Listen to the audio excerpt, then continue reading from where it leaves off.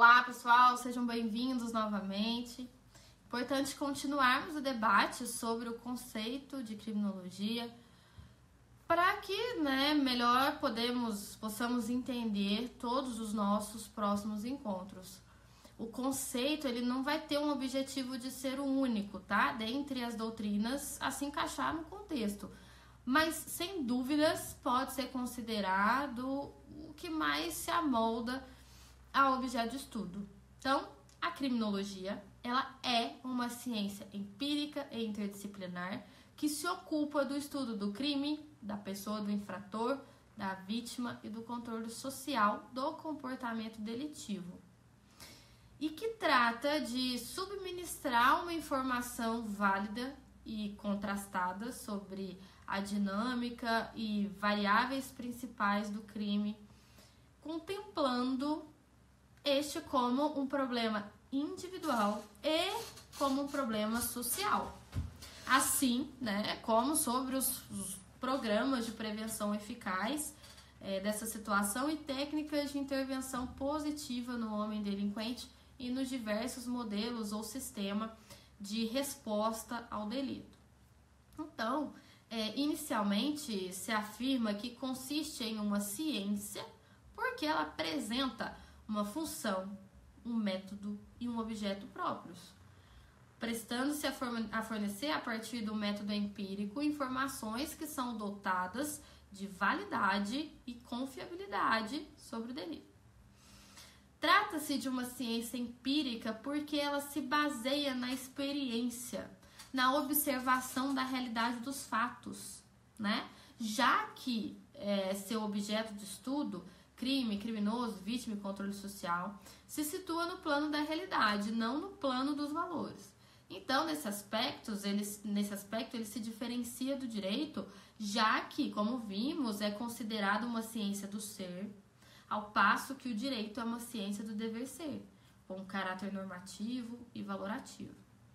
Revela-se ainda como uma ciência interdisciplinar, porque se vale do conhecimento de diversos ramos da área do saber, como a sociologia, psicologia, o próprio direito, biologia, medicina legal, psiquiatria, antropologia, dentre outros, tá?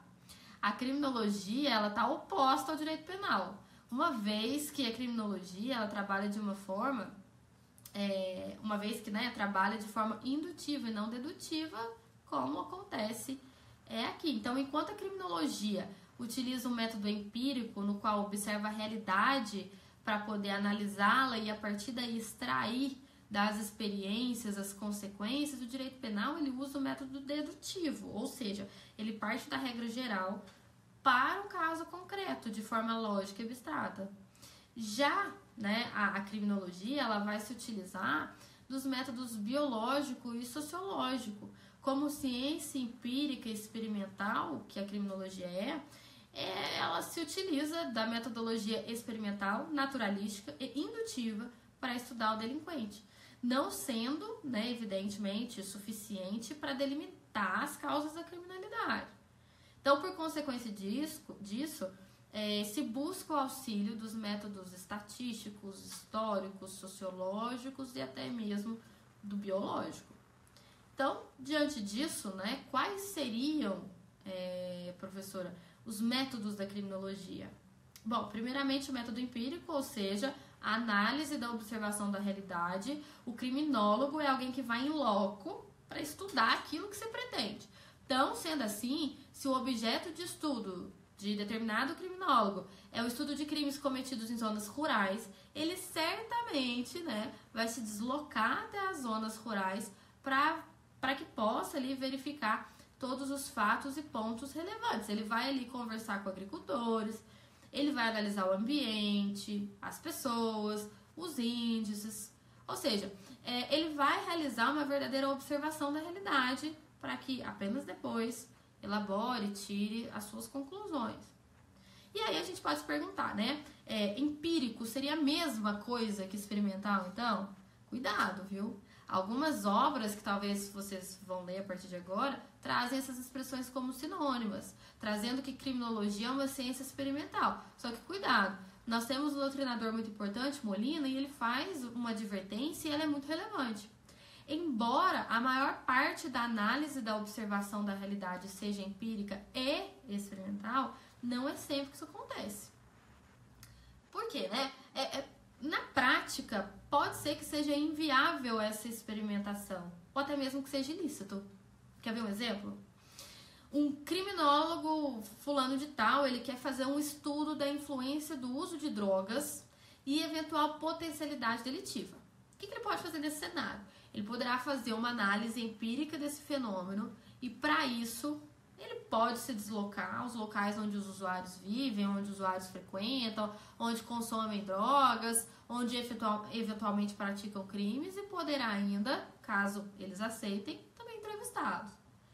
Porém, este mesmo criminólogo fulano de tal poderá experimentar essa realidade fazendo uso de drogas para ver a potencialidade, a influência dessa situação, né, para cometer delitos? Será que ele pode fazer isso? Usar? Evidentemente que não, né? No Brasil, a conduta de possuir, essa conduta, ela não poderia ser realizada. Isso porque o simples fato dele importar a droga para consumo caracterizaria o crime previsto na Lei 11.343 de 2006, Lei de Drogas. Então, nesse exemplo, a gente consegue ver claramente que o estudo ele vai ser empírico, ele vai se deslocar até lá, mas nem sempre experimental. Então, é fundamental entender essa diferenciação, tá? Nós temos ainda um método indutivo. Seria aquela análise de uma situação particular para uma situação geral. Então, com isso, o criminólogo ele vai analisar situações particulares e concretas para depois tecer algum tipo de conclusão. Então, é como se ele estivesse indo de baixo para cima, tá? E, por fim, temos também o método interdisciplinar. A criminologia, ela seria uma disciplina interdisciplinar porque, para a criação do seu conhecimento específico científico, vai utilizar da contribuição de diversos outros ramos, de outras diversas ciências. Quando trabalhamos com o direito penal, vamos buscar a fundamentação jurídica, teorias nacionais, teorias estrangeiras, tipicidade, ilicitude, culpabilidade, teoria da norma, teoria da pena. Já na criminologia, para a produção desse conhecimento, várias outras disciplinas vão auxiliar. Como, por exemplo, já falamos isso, psicologia criminal, biologia criminal, geografia criminal, sociologia criminal. Então, nessa toada, é possível ainda mencionar o que Molina fala para nós sobre isso. Ele traz duas classificações aprofundando esse conhecimento sobre métodos dentro da criminologia. Ele alega, por exemplo, a possibilidade do método quantitativo, ou seja, estatística, questionário. E aí explicam a etiologia, a gênese e o desenvolvimento. Por si só, são insuficientes. Então, por exemplo, questionar em sala de aula quem já foi vítima de crime patrimonial. E só. Também temos a qualitativa. Aqui é a observação participante e a entrevista. Permite compreender as chaves profundas de um problema. Exemplo, pegar os alunos que já foram vítimas desses crimes patrimoniais e fazer uma reunião para debater esse assunto. E conseguir ali verificar outros pontos, fazer mais questionamentos. Também temos, de acordo com o doutrinador, o modo transversal, que tomam uma única medição da variável ou do fenômeno examinado. Por exemplo, estudos estatísticos, os estudos da estatística que foi feita. E o longitudinal, que tomam várias medições em diferentes momentos temporais. Por exemplo, estudos de segmento, também chamado de follow-up, as biografias criminais, os case studies, então os modernos estudos sobre as carreiras criminais. E aqui, a gente já pode até fazer uma reflexão. Quando nós falamos em criminologia atual, nós não podemos mais ficar presos aos pontos que estudamos na escola clássica e positiva e que vocês vão ter oportunidade de ver comigo ainda. Isso porque essas escolas, elas estavam preocupadas somente em conceituar quem é o delinquente e o que é o delito, tá? Qual a contribuição da vítima? Qual o tipo de pena que deveria ser adotada para determinado caso? Então, tinha-se uma preocupação etiológica causal do fenômeno explicativo. O atual, né, e o moderno estudo da criminologia, ele toma uma outra vertente aqui. São os chamados estudos de carreiras criminais. Então, estudam-se as atuais discussões de criminologia. Os filmes mostram muito isso, né? No FBI, nas universidades de direito dos Estados Unidos, nas agências de controle, na Scotland Yard, na CIA, etc., né? E aí, com isso, podemos perceber que esses estudos são estudos de carreiras criminais. Então, por exemplo, o estudo sobre serial killers. Exemplo. Adianta, simplesmente, estudar o serial killer e estabelecer um conceito de delito e um conceito de delinquente? É lógico que não. A criminologia atual, ela vai pegar esse indivíduo, tá? E estudar de que forma ele foi atuado ou atingido na sua vida toda. Seria um estudo da sua carreira criminal. Qual foi o seu primeiro contato com o crime? Como era a sua relação familiar? De que forma o primeiro crime influenciou para que ele cometesse o segundo, o terceiro, o quarto crimes? Esses são exemplos de técnicas longitudinais que nós falamos aqui e que vão analisar vários métodos de medição.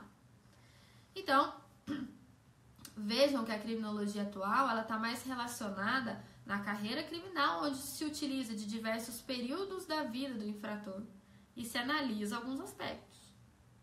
Hoje, né, a gente pode se perguntar, no Brasil, quais são os principais aspectos relacionados à criminologia? Vocês conseguem pensar? Tic-tac, tic-tac. O sistema prisional. Nós temos que ele é uma espécie de aquário. Ao analisarmos o que ocorre lá dentro, vemos um campo fértil para discutir criminologia.